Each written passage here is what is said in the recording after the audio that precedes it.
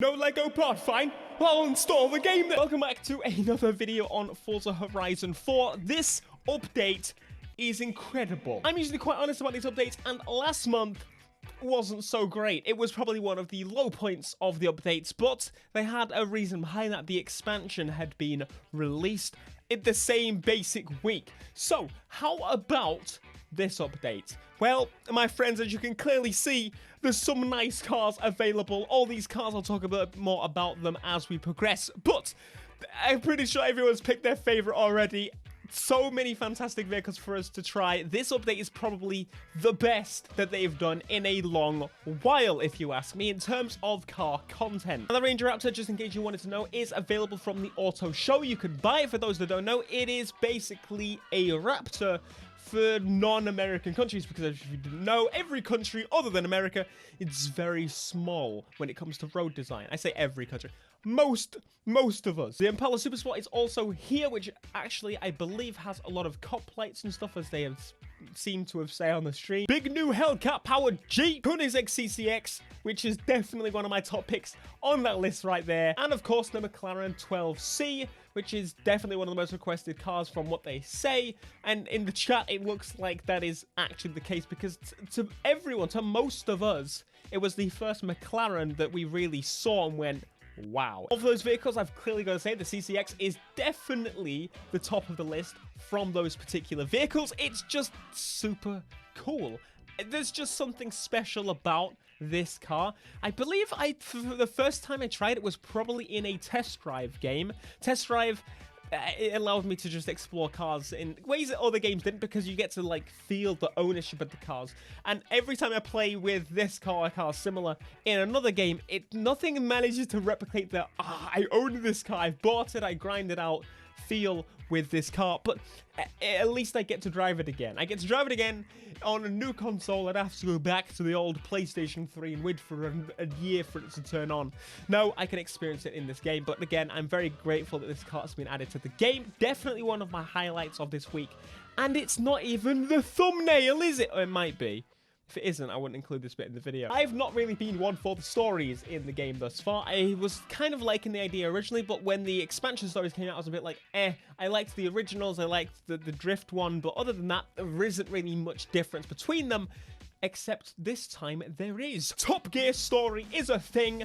There's some nice missions in there for you, including some nice vehicles. A lot of us thought that the tractor was just going to be in Motorsport, or if it was going to be added to this game, it was just going to be added as some kind of playlist reward or something. But no, they've actually created a new story for us to try, which is the Top Gear story. My friends, I'm excited for this. Now, obviously, it's the first thing you think of is Clarkson, Hammond, and May, but unfortunately, that is not the case.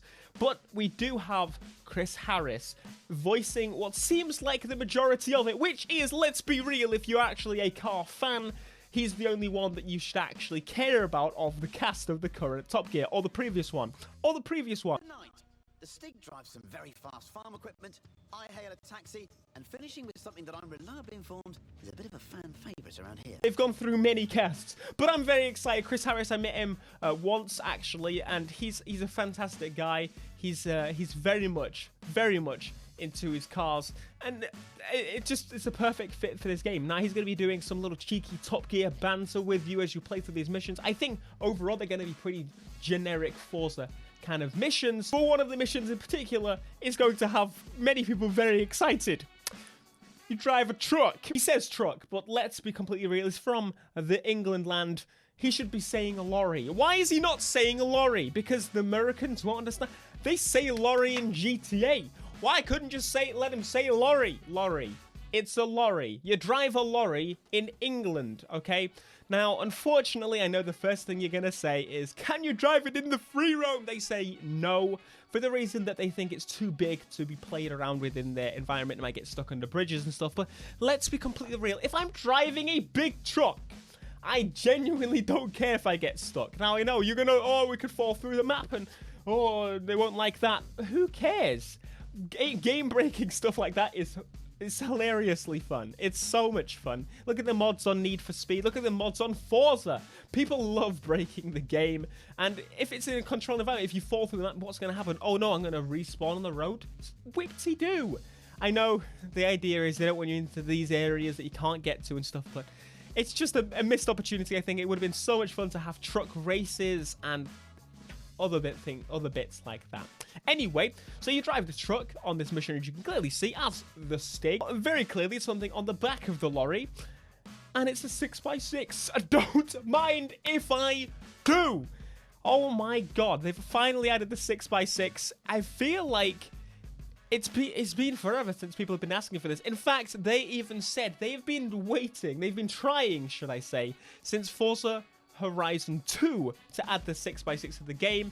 Apparently, the physics of 6 wheels is a little bit more difficult to do than it is 4. Now, they've done 3 wheels before, and that is, they say it's easier to remove a wheel than to add wheels, but they've done it, and it looks like it's going to roll a lot. Star Card, as you know, I wasn't a massive fan of, and now it has a little bit more of a purpose. If you go into these Star Card menus, basically, for those that don't know, you go through and you do these missions, and you can essentially, or I say the missions, they're pretty much the races of the game, the progression. So many miles, do so many events, do many drift events, do many off-road events, that kind of thing. Do those, and you got a name tag. Now, me personally, I've got to say, don't particularly give two bloody damns about no name tag.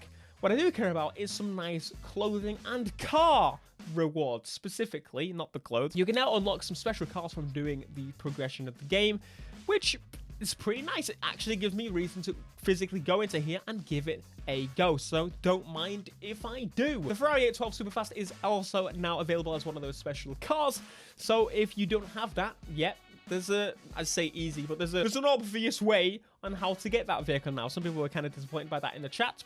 Understandably so, it's one of those rare cars, but at the same time, mate, it's just a Ferrari. Now, one of the other available cars from this update is the very crazy Mercedes right here. That is an all-road. It was a custom build by I guess Top Gear magazine, I think it was. I didn't even know this thing existed.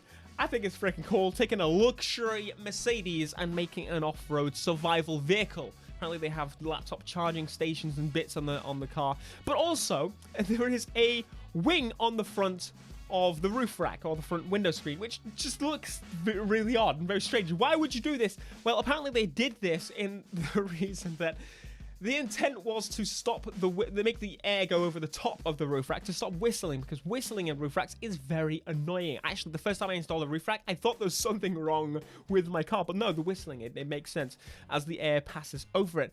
And also decreases MPG, in case you wanted to know. Anywho, it didn't work. It didn't work, but hey, it was still pretty good attempt, and I think it looks pretty interesting. I wouldn't say cool. They also added the Tractor. As we know, the Tractor it's an interesting vehicle. Apparently, it can slide pretty well once you upgrade it. It's definitely one of the vehicles I'm going to be giving a go, because it's just a tractor. It's a tractor. Who thought that a tractor would work on Forza? Whoever did, they deserve a raise. I like more stupid vehicles like this. I know it's kind of dumb, but that's what I want. That's what I feel like Forza should do more of, because it does it pretty darn good. Some silly cars that just don't really make sense to race with, but let you explore with. Truck. The tractor can also get to 1300 horsepower, in case you are wondering how much power you can get in it. I'm not exactly sure how that's going to be, but I am very excited to try. Horizon Life is another way of progressing in certain aspects of the game. They now show you what the rewards are, so you aren't just guessing or searching online for guides on how to do so. There you go. Top Gear rewards are one of the things that was shown, and you can clearly see that is how you get some of the vehicles, by progressing in the Top Gear story, which makes total sense, and it makes me actually want to play the Top Gear story. So that is what we're going to do. We're going to be playing that as soon as we can. By the way, the update's out tomorrow, so that's when you can try it. And finally, let's go on to the festival playlist, which this time, it wasn't massively exciting from the beginning, but it got progressively better as we went through. So the first week, we got the Alien Morph Suit as the reward, which is like, why? You got the MC12 Forza Edition, which is pretty exciting, actually. Week number 2 is the Chevy Impala. As we saw, it's from 96. There's a new way to get the Mercedes-Benz X-Class, in case you missed that one. The stupid M3 returns, which is whatever. I say stupid. If you didn't see the video, you probably should watch it. It's not worth it. And the McLaren 12C, that's how you get the McLaren 12C. Wing number 3 is the Koenigsegg CCX, as we saw, which is very nice. Wing number 4 is the Jeep Wrangler DD, as it is known. So that, my friends, pretty much rounds up everything there is in this update. It's a pretty big one in terms of car content. As I said, there is no information on the Lego barn find. They're not ready for it, which is just bizarre to me. Absolutely bizarre.